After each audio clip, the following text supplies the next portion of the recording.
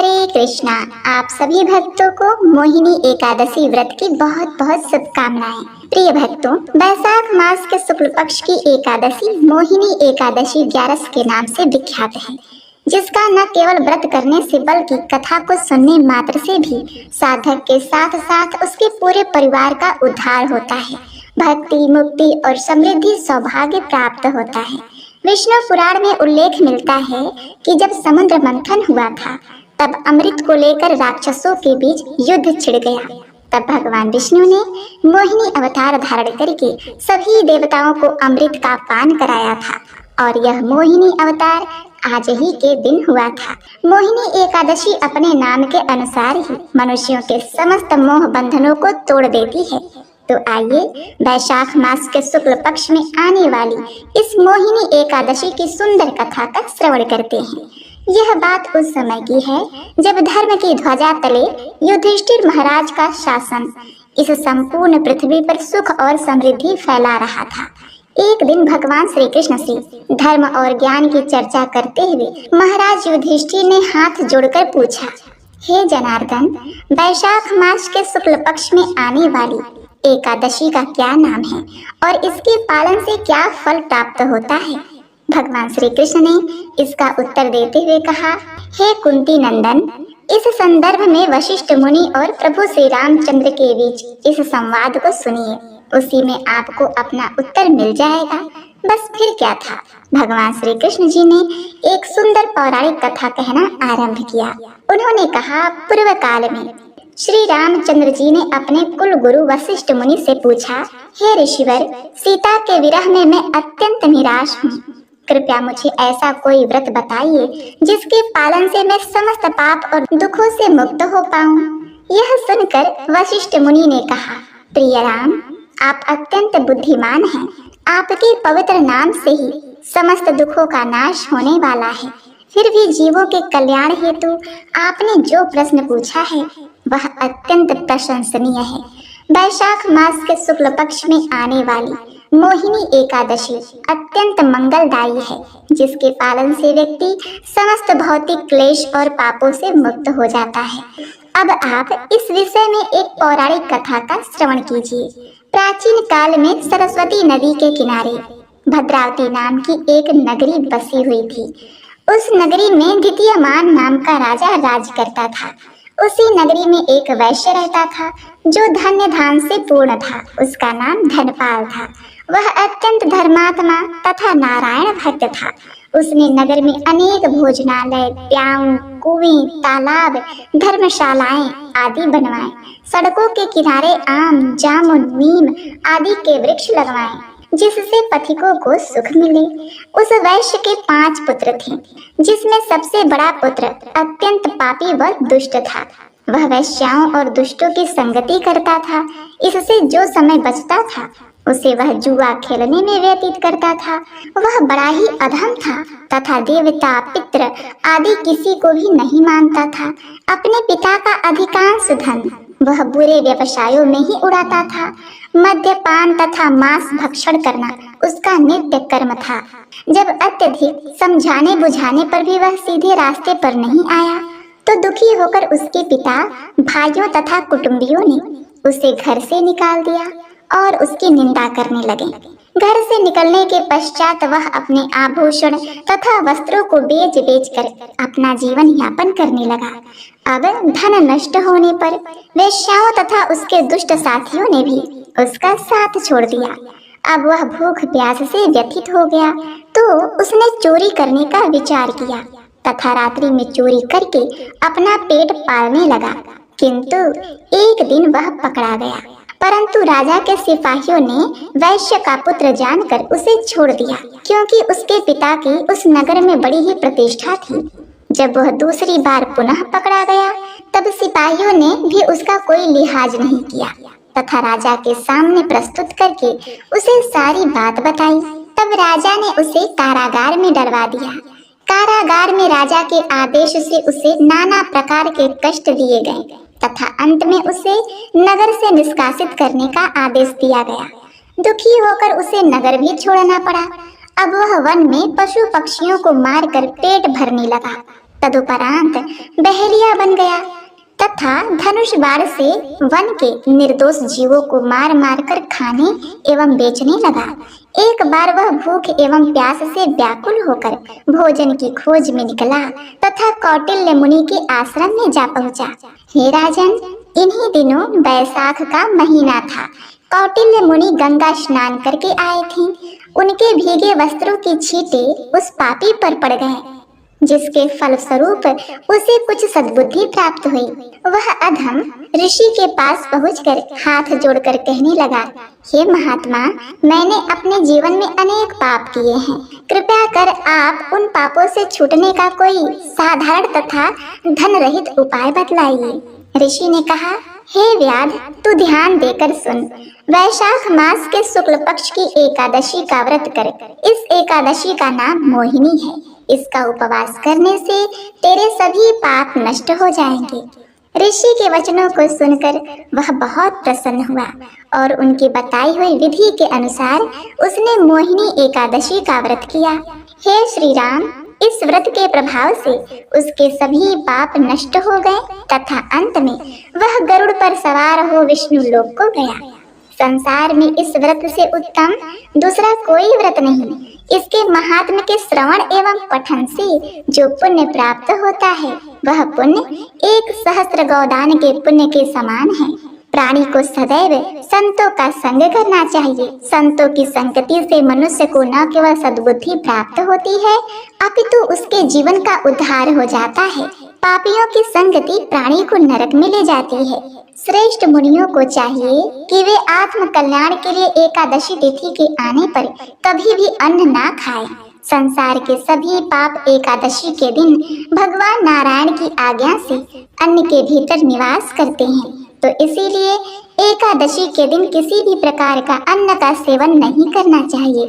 अन्न यानी दाल, चावल, गेहूं, बाजरा, फिर इसमें किसी भी चीज से बना हुआ कोई खाद्य पदार्थ, अगर आवश्यकता लगे तो दूध, फलाहार, एकादशी प्रसाद इत्यादि लिया जा सकता है।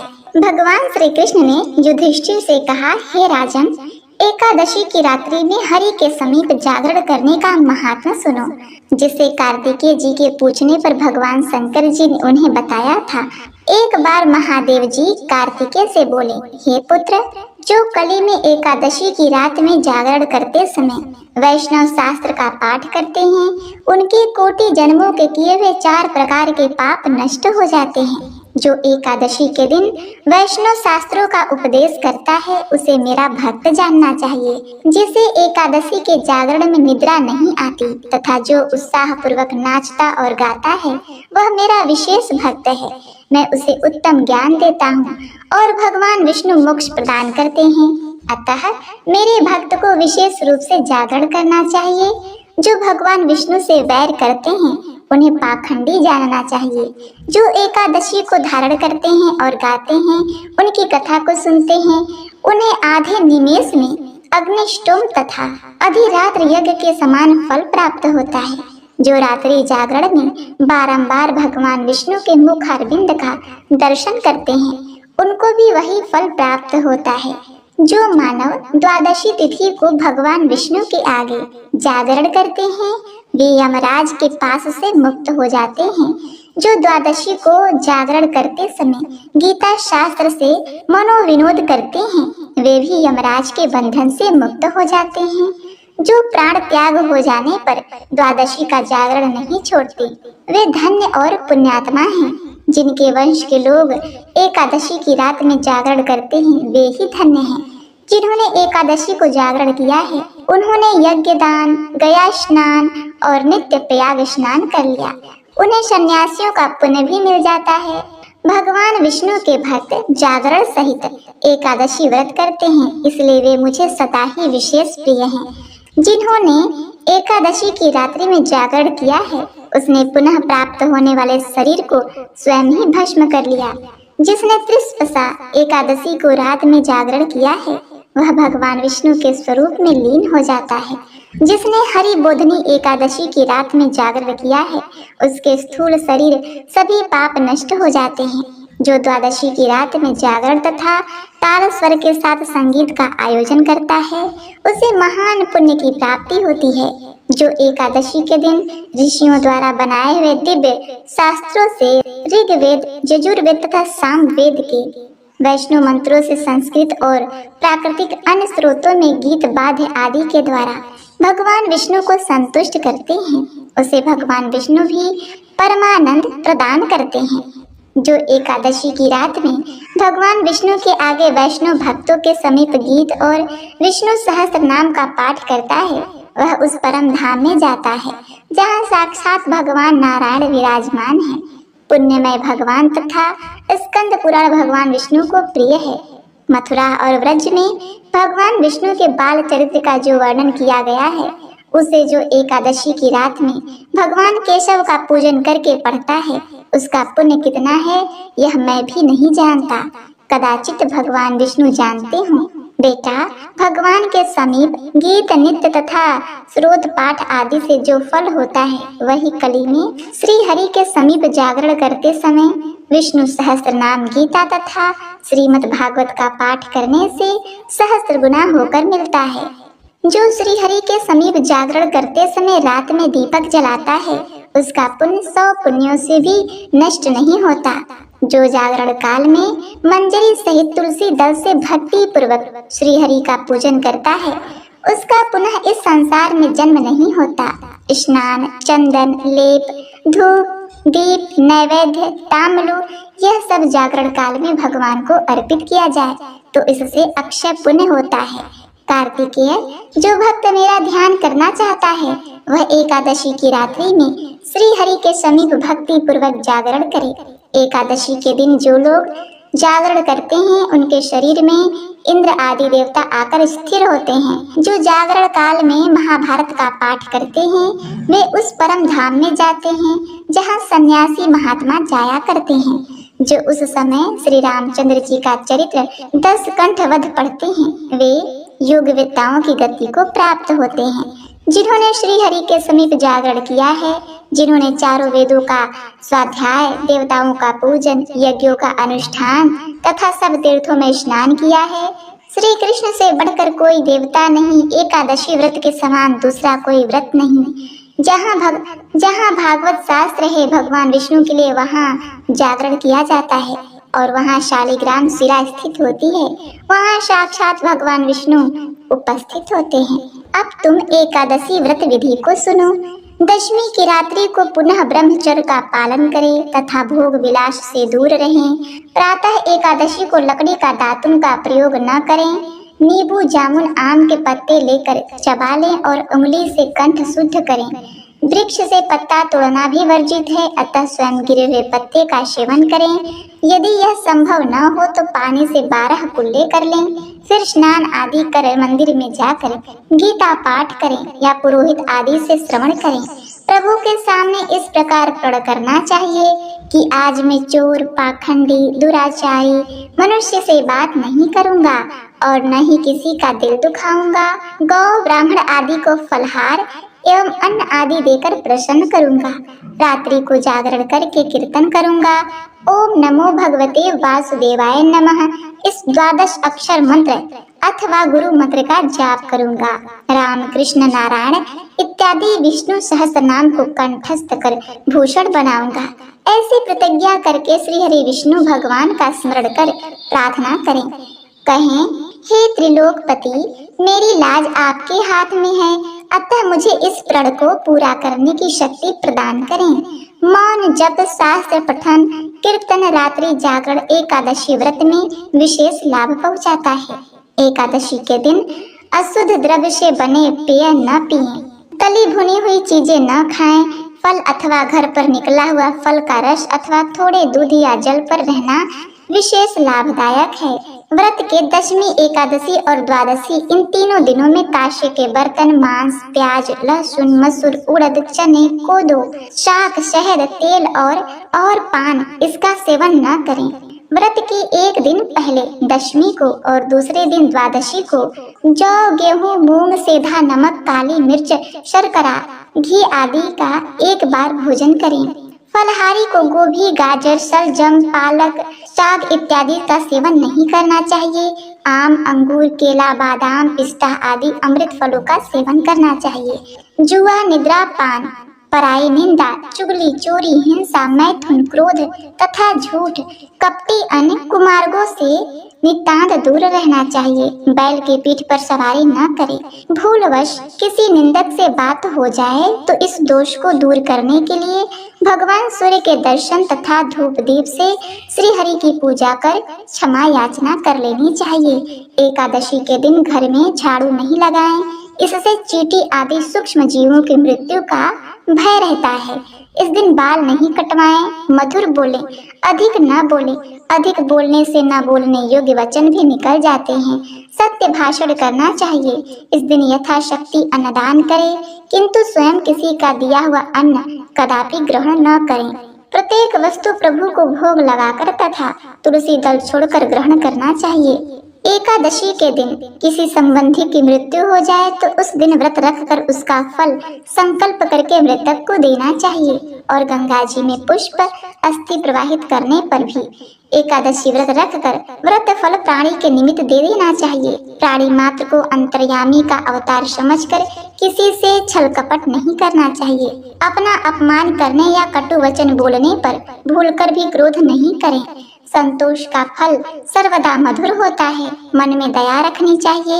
इस विधि से व्रत करने वाला उत्तम फल को प्राप्त करता है। एकादशी के दिन ब्राह्मणों को मिष्ठान दक्षिणा से प्रसन्न कर उनकी परिक्रमा कर लेनी चाहिए। आगे भगवान शिव जी अपने पुत्र कार्तिकेय से कहते हैं कि हे पुत्र, द्वादशी को सेवा पूजा की जगह पर बैठकर भुने हुए 7 चने के 14 टुकड़े करके अपने सिर के पीछे फेंकना चाहिए। मेरे 7 जन्मों के शारीरिक, वाचिक और मानसिक पाप नष्ट हो गए। यह भावना करके 7 अंजलि जल पीना और चने के 7 दाने खाकर व्रत खोलना चाहिए। तो प्रिय भक्तों, इस प्रकार से भगवान श्री कृष्ण जी ने महाराज युधिष्ठिर को मोहिनी एकादशी की व्रत और एकादशी की विधि विधान के बारे में बताते हैं। तो प्रेम से बोलिए ओम नमो भगवते वासुदेवाय नमः। भगवान विष्णु की कृपा से आप सभी भक्तों का यह एकादशी व्रत सफल और पुण्यमयी हो, आपको इसका पूर्ण फल प्राप्त हो सके। प्रिय भक्तगणों, अब आप श्रवण करेंगे एकादशी के दिन सुनी जाने वाली एकादशी माता की कथा। यह कथा सुने बिना व्रत कथा अधूरी मानी जाती है, तो इसे पूरा अवश्य सुनिएगा। एक बार एक बूढ़ी माँ ने एकादशी का व्रत रखा। बड़ा ही भाव भक्ति से पूजा अर्चना की। उन्हें वृद्धावस्था में क्या बाधा थी, वो तो अपने पुत्र पौत्रों की सुख सुविधा के लिए व्रत किया करती थी। वे दिन भर तो जरा कठोर मन करके अपनी प्यास को रोके रहीं और दिन में ब्राह्मणों को मिट्टी के पात्र में भरकर पानी और ऋतु फल दान दिए। दोना भर भर के चीनी और दही वितरण किया। उन्हें गर्मी के कारण बहुत बेचैनी हो रही थी। इस कारण वे बहुत देर तक पानी में पड़ी रहीं, मुंह धोती रहीं। तब कहीं थोड़ा बहुत धैर्य बंध पाया। धूप तो तेज पड़ ही रही थी, इस कारण बार बार मुंह सूख रहा था। बहुत बेचैनी हो रही थी। एक तो बुढ़ापा और दूसरा यह भयंकर गर्मी। वृद्धावस्था की स्थिति तो कुछ दूसरे ही प्रकार की होती है। जैसे तैसे रो धो करके दिन कट पाया। अब पहाड़ सी रात सामने थी। उनका कटना बड़ा ही कठिन दिखाई दे रहा था। खटिया पर पड़े पड़े शांति नहीं मिल रही थी। वे बार बार करवट बदल रही थी। अनेक बार वे बाहर जाती और भीतर आती। उन्हें घर के अंदर शांति नहीं थी। वे खटिया पर पड़ी पड़ी एकादशी माता का स्मरण करती रहीं। वे कहती रहीं कि हे माता जी, आप मेरी लाज रखिएगा। आप ही मुझे शांति दे दीजिएगा, जिससे मैं यह व्रत कर सकूं और यह पहाड़ सी रात शांति पूर्वक व्यतीत हो सके। प्यास के कारण बूढ़ी माँ की बेचैनी तो बढ़ ही रही थी। उन्होंने धैर्य रखने का बहुत प्रयास किया, किंतु सहनशीलता की सीमा टूट गई और वे घबराकर एकदम चिल्ला उठी। बोली कि बचाओ बचाओ। अम्मा का चिल्लाना सुनकर परिवार भर के नर नारी, बच्चे और पड़ोसी एकत्रित होकर बूढ़ी अम्मा के खटिया के समीप पहुंच गए। सबने पूछा कि अम्मा, आपको क्या हुआ? आप क्यों चिल्ला रही हैं? आप इस वृद्धावस्था में यह कठिन व्रत क्यों कर रही हैं? अम्मा जी, शक्ति से ही भक्ति होती है। थोड़े ही देर में वे फिर से बोली कि अरे मेरे प्राण निकले ही जा रहे हैं, मेरी छाती पर ठंडे पानी का घड़ा रख। अब नातियों ने दादी की छाती पर ठंडे पानी का पात्र रख दिया। तब उन्हें कहीं थोड़ा बहुत आराम मिला और थोड़ी देर के लिए उन्होंने अपनी आंखें बंद कर ली। अब एकादशी माता ने सोचा कि यह बूढ़ी अम्मा है तो बहुत कठोर, जरा जाकर उसकी परीक्षा लेनी चाहिए। वे आधी रात को मुर्गा बनकर टेर लगाने लगी। मुर्गा की आवाज सुनकर दादी जल्दी से उठी और बाहर जाकर आसमान की ओर देखा। किंतु आसमान में कहीं उन्हें प्रातःकालीन तारा नजर नहीं आया। वे सोचने लगी, यह मुर्गा क्यों और कैसे बोल गया। उन्हें प्यास तो लग ही रही थी, थोड़ा बहुत उनका मन भी विचलित हो गया था। अंत में उन्होंने दृढ़ निश्चय कर लिया कि मैं अब व्रत को पूर्ण करके ही छोड़ूंगी, चाहे भले ही मेरे प्राण क्यों न निकल जाएं। यह सोचकर फिर वे खटिया पर शिथिल होकर लेट गईं। थोड़ी देर में एकादशी माता ने उनकी फिर से परीक्षा लेनी चाहिए। एक छोटी सी बालिका एक गिलास में शरबत लेकर उनके सिरहाने आकर खड़ी हो गई और जोर से बोली, दादी जी सवेरा हो गया है, आप हाथ मुंह धोकर शरबत पी लीजिए। पहले तो शरबत का गिलास देखकर उनका मन मचल उठा, किंतु अचानक व्रत का स्मरण हो आया और उन्होंने सोचा कि मैं किसी भी प्रकार से अभी शरबत नहीं पी सकती हूँ, और वे शांति पूर्वक अपनी खटिया पर लेट गईं। फिर थोड़ी ही देर में उन्हें ऐसा लगा जैसे किसी ने उन्हें पानी के कुएं में पलट दिया हो। वे बड़ी देर तक हाथ पैर चलाती रहीं, किंतु उन्होंने अपने मुंह में एक बूंद भी पानी जाने नहीं दिया। वे दृढ़ता पूर्वक अपना व्रत पालन करती रहीं। थोड़ी देर में न जाने कहां से सामने आग जलने लगी, जिससे भारी गर्मी बढ़ने लगी। प्यास के कारण प्राण निकलने लगे, किंतु बूढ़ी अम्मा का कुछ भी नहीं बिगड़ पाया। वे जहां की तहां मुस्कुराती हुई बैठी रहीं। थोड़ी ही देर में बाहर प्रकाश दिखाई देने लगा। ऐसा लगा जैसे सवेरा हो गया हो। बूढ़ी अम्मा ने जब बाहर निकलकर देखा तो समझ गई अभी सवेरा होने में 3-4 घंटे की देरी है। यह जानकर वे शांति पूर्वक इधर उधर घूमने लगी। फिर एकादशी माता यह बात अच्छी तरह से समझ गई कि यह बूढ़ी अम्मा किसी भी प्रकार से अपने व्रत से नहीं टल सकती है। वे उनके सत्य व्रत को अच्छी तरह से समझ गईं। अब सवेरा होते ही बूढ़ी माता ने स्नान किया, भगवान का पूजा पाठ किया, एकादशी की कथा सुनी, ब्राह्मणों को दक्षिणा देकर भोजन कराया। तब कहीं उन्होंने व्रत का पारण करके जल ग्रहण किया। कन्याओं को भोज कराने के बाद अम्मा ने स्वयं भोजन किया। उस श्रेष्ठ व्रत के प्रभाव से बूढ़ी अम्मा की आयु में वृद्धि हो गई। उनका घर परिवार हरा भरा हो गया। अब उनको कोई अभाव न रहा। वे हर तरह से सुख साधनों से संपन्न हो गईं। नाती नातिन से उनका घर भर गया और वे उसी दिन से 12 महीने की एकादशी का व्रत करने लगी। एकादशी माता के व्रत के प्रताप से इस संसार में हर प्रकार के सुख भोग कर अंत में वे वैकुंठ धाम को चली गई। जैसे एकादशी माता ने बूढ़ी माता और उनके परिवार को हरा भरा किया, ऐसे ही एकादशी माता हम सभी की मनोकामनाओं को पूर्ण करें। बोलिए श्री लक्ष्मी नारायण भगवान जी की जय। प्रिय भक्तगणों, आइए अब श्रवण करते हैं एकादशी माता की आरती। एकादशी जय एकादशी माता, विष्णु पूजा व्रत को धारण कर शक्ति मुक्ति पाता। ओम जय एकादशी माता, विष्णु पूजा व्रत को धारण कर शक्ति मुक्ति पाता। तेरे नाम गिनाओ देवी, भक्ति प्रदान करनी, गुण गौरव की देवी माता शास्त्रों में वर्णी। ओम जय एकादशी माता, विष्णु पूजा व्रत को धारण कर शक्ति मुक्ति पाता। मार्गशीर्ष के कृष्ण पक्ष में उत्पन्ना होती, शुक्ल पक्ष में मोक्षदायिनी पापों को धोती। ओम जय एकादशी माता, विष्णु पूजा व्रत को धारण कर शक्ति मुक्ति पाता। पौष मास के कृष्ण पक्ष को सफला नाम कहे, शुक्ल पक्ष में होए पुत्रदा आनंद अधिक रहे।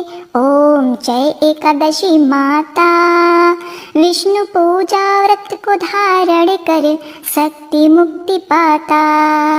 नाम सटतीला माघ मास में कृष्ण पक्ष आवे, शुक्ल पक्ष में जया कहावे, विजय सदा पावे। ओम जय एकादशी माता, विष्णु पूजा व्रत को धारण कर शक्ति मुक्ति पाता। विजया फाल्गुन कृष्ण पक्ष में शुक्ला आमल की, पाप मोचनी कृष्ण पक्ष में चैत्र मास बल की। ओम जय एकादशी माता, विष्णु पूजा व्रत को धारण कर शक्ति मुक्ति पाता। चैत्र शुक्ल में नाम कामदा धन देने वाली, नाम बरुथनी कृष्ण पक्ष में वैशाख माह वाली। ओम जय एकादशी माता, विष्णु पूजा व्रत को धारण कर शक्ति मुक्ति पाता। शुक्ल पक्ष में होय मोहिनी अपरा ज्येष्ठ कृष्ण पक्षी, नाम निर्जला सब सुख करनी शुक्ल पक्ष रखी। ओम जय एकादशी माता, विष्णु पूजा व्रत को धारण कर शक्ति मुक्ति पाता। योगिनी नाम आषाढ़ मास जानो कृष्ण पक्ष वरणी, देवशयनी नाम कहायो शुक्ल पक्ष धरणी। ओम जय एकादशी माता, विष्णु पूजा व्रत को धारण कर शक्ति मुक्ति पाता। कामिका श्रावण मास में आवे कृष्ण पक्ष कहिए, श्रावण शुक्ल होय पुत्रदा आनंद से रहिए। ओम जय एकादशी माता, विष्णु पूजा व्रत को धारण कर शक्ति मुक्ति पाता। अजा भाद्रपद कृष्ण पक्ष की परिवर्तिनी शुक्ला, इंदिरा अश्विन कृष्ण पक्ष में व्रत में भवसागर निकला। ओम जय एकादशी माता, विष्णु पूजा व्रत को धारण कर शक्ति मुक्ति पाता। पापा कुंसा है शुक्ल पक्ष में पाप हरण हारी, रमा मास कार्तिके में आवे सुखदायक भारी। ओम जय एकादशी माता, विष्णु पूजा व्रत को धारण कर शक्ति मुक्ति पाता। देवोत्थायनी शुक्ल पक्ष की दुख नाशक मैया, लौदा मास की करो विनती पार करो नैया। ओम जय एकादशी माता, विष्णु पूजा व्रत को धारण कर शक्ति मुक्ति पाता। शुक्ल लौद में होय पद्मिनी दुख दारिद्र हरणी, परमा कृष्ण पक्ष में होती जन मंगल करनी। ओम जय एकादशी माता, विष्णु पूजा व्रत को धारण कर शक्ति मुक्ति पाता।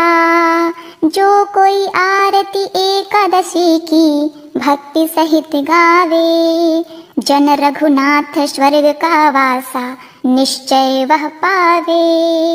ओम जय एकादशी माता, विष्णु पूजा व्रत को धारण कर शक्ति मुक्ति पाता। ओम जय एकादशी जय एकादशी जय एकादशी माता, विष्णु पूजा व्रत को धारण कर शक्ति मुक्ति पाता।